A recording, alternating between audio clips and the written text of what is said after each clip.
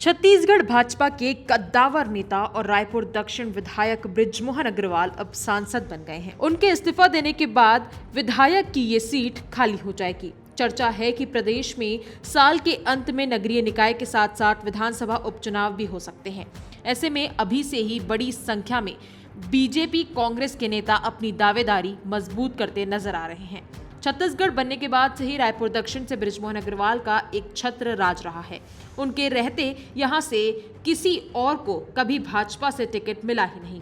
पहली बार उनके सांसद बनने के कारण अब इस सीट से थोक में दावेदारों के नाम सामने आ रहे हैं। बृजमोहन अग्रवाल के दबदबे वाली इस सीट पर संभवतः पार्टी उनको नजरअंदाज नहीं कर सकेगी। ऐसे में माना जा रहा है कि इस सीट से किसी को टिकट देने से पहले पार्टी बृजमोहन अग्रवाल से भी उनकी मंशा पूछ सकती है। इसके बाद उनकी पसंद के प्रत्याशी को मैदान में उतारा जा सकता है। भाजपा के कुछ नेताओं के संघ पदाधिकारियों से भी मिलने की खबर है। नगर निगम स्तर के नेता लगातार संपर्क साध रहे हैं।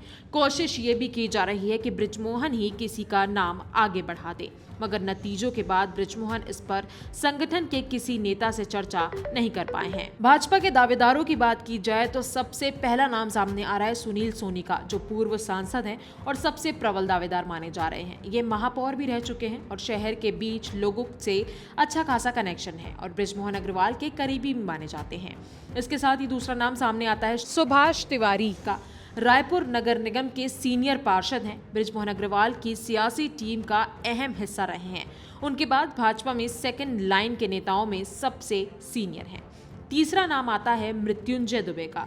शहर दक्षिण के ही सुंदरलाल शर्मा वार्ड से 3 बार निर्दलीय पार्षद चुने गए हैं। भाजपा नेताओं को भी हरा चुके हैं। अब भाजपा में सक्रिय हैं तो पार्टी भरोसा कर सकती है। चौथा नाम सामने आ रहा है केदार गुप्ता का, जो भाजपा के वरिष्ठ नेता हैं। व्यापारी वर्ग में पकड़ रखते हैं और बृजमोहन के गुड बुक्स में इनका नाम भी आ रहा है।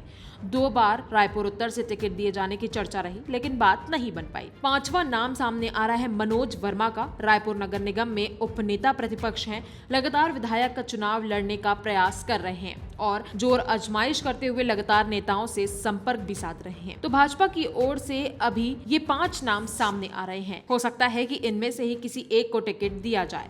कांग्रेस की बात करें तो बीजेपी की तरह कांग्रेस में भी दावेदारों की लिस्ट लंबी है। ये सीट कांग्रेस के लिए भी खास है क्योंकि पहली बार बृजमोहन बतौर प्रत्याशी चुनाव मैदान में नहीं होंगे।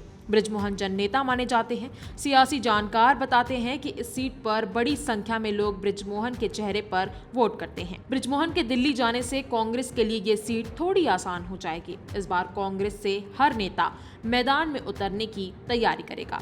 कांग्रेस के दावेदारों की बात करें तो पहला नाम आता है कन्हैया अग्रवाल का, जो बृजमोहन के खिलाफ 2018 में विधानसभा चुनाव लड़ चुके हैं, लेकिन 14,000 वोटों के अंतर से हार गए थे। कांग्रेस इन्हें दोबारा मौका दे सकती है। दूसरा नाम सामने आता है प्रमोद दुबे का। रायपुर के मेयर रह चुके हैं और अभी निगम में सभापति हैं।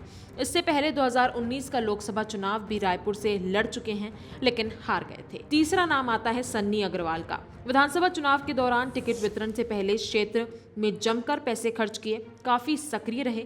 हालांकि पार्टी ने दूधाधारी मठ के महंत रामसुंदर दास को टिकट दे दिया था। इस लिस्ट में युवा कांग्रेस के प्रदेश अध्यक्ष आकाश शर्मा और MIC के सदस्य सतनाम पनाग की दावेदारी की भी काफी चर्चा है। तो अब देखने वाली बात ये होगी कि रायपुर दक्षिण के उपचुनाव में कांग्रेस और भाजपा किस प्रत्याशी को मैदान में उतारती है। आपको क्या लगता है, इस लिस्ट में से किस प्रत्याशी को मैदान में उतारना चाहिए, किस पर दावेदारी ठोकनी चाहिए? हमें कमेंट कर जरूर बताएं और इस वीडियो को ज्यादा से ज्यादा शेयर करें और हमारे चैनल खबर बेबाक को सब्सक्राइब करना ना भूलें।